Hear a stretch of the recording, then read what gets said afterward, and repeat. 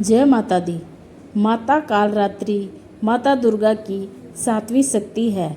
इनकी पूजा करने से सभी सिद्धियां भक्तों को प्राप्त होती है।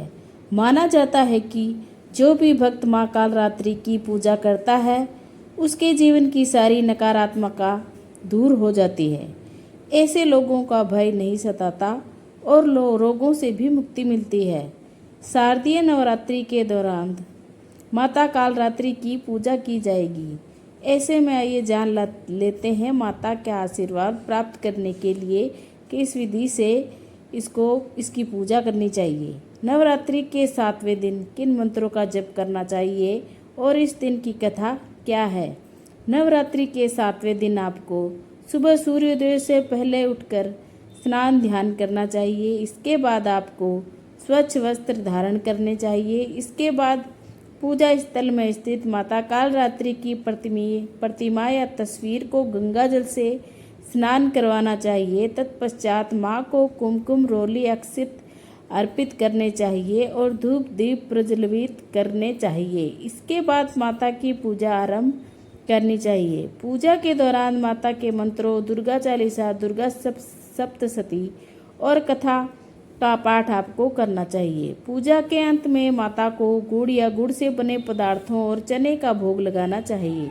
नवरात्रि के 7वें दिन की कथा। माता कालरात्रि को शुंभकरी भी कहा जाता है क्योंकि ये अपने भक्तों के जीवन में शुभता भरती है। पौराणिक कथा के अनुसार माता ने शुंभ, निशुंभ और रक्तबीज नामक राक्षसों का वध करके देवी देवताओं और मनुष्यों की रक्षा की थी। कथा है कि एक बार शुंभ, निशुंभ और रक्तबीज के आतंक से तीनों लोग थर थर कांपने लगे। चारों ओर इन राक्षसों का भय व्याप्त था। तब समस्त देवी देवता भगवान शिव के पास इस समस्या का समाधान पाने के लिए गए। महादेव ने माता पार्वती से शुंभ निशुंभ का अंत करने की बात कही। इसके बाद माता ने दुर्गा रूप धारण कर शुंभ निशुंभ का वध कर दिया। हालांकि जब रक्तबीज का संहार करने माता गई तो एक समस्या सामने आई। रक्तबीज को यह वर मिला था कि उसके रक्त की बूंद धरती पर गिरते ही उसके जैसा एक और राक्षस जन्म लेगा। तब माता दुर्गा ने अपने तेज से माँ कालरात्रि का रूप धारण किया।